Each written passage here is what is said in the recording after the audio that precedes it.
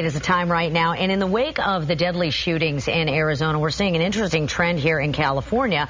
We're seeing a sudden rush to buy guns, and at the same time, a move to restrict gun ownership. And joining us now with some insight is our legal analyst, Ivan Golde. Joining us every Friday. Good morning. Yes, good to be here. So the big question here is, I guess the Second Amendment and the right to bear arms, yes, and how this factors in, and it's such a difficult and emotional question for a lot of people. It's a difficult and an emotional question and a political question, too. And the bottom line is the politicians are afraid to stand up to the gun lobbyists. Even the liberal politicians. Why? Because many voters want rights. They want their Second Amendment rights. So you have to balance that, losing possible votes versus restricting the use of guns. And as a result, nothing gets done.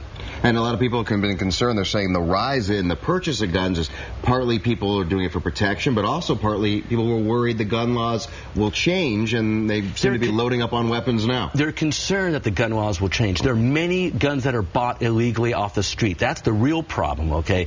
The gun control lobby is strong.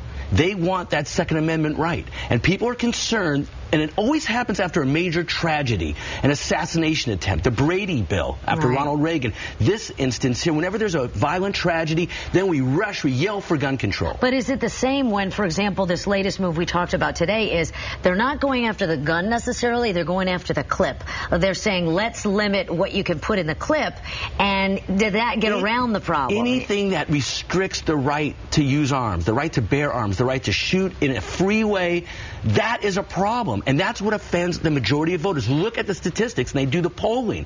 The majority of Americans want that Second Amendment right. And the Democratic leadership, the Democratic politicians, the ones who are basically in favor of gun control, are aware of this, and they're afraid to push through legislation because they're afraid to lose at the polls. It's a very difficult issue.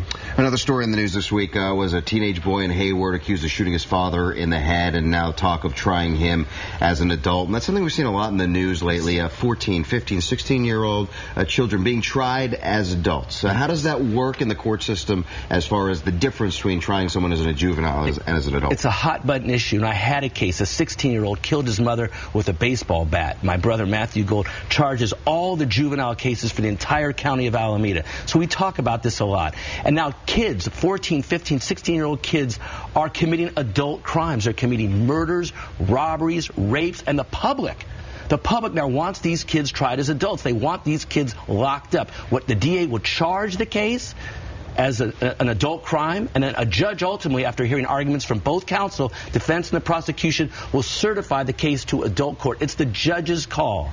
I'm also fascinated about the dinner table. I mean, because your brother is handling all the juveniles in Alameda, and you're a defense attorney. You guys must be fighting like cats and dogs. We fight, but we always come to a good compromise at the end. And that's what it's all about. It's about a compromise. But the bottom line is the public is scared. These 15, 16, and 17-year-old kids are committing violent acts. And instead of just going to the youth authority and getting out, now they're going to state prison. Is it a preventative measure? Does it help? The public says, yes, we want these kids tried as adults, and that's what's happening. The issue is, when do we start? 12, 13, 14, 15? People say it's a slippery slope. It's a slippery. This is a 15-year-old kid in Hayward. So that's the decision a judge makes, not the district attorney at one point. The judge makes the call. All right, Ivan, thanks for your time once again. 9:52.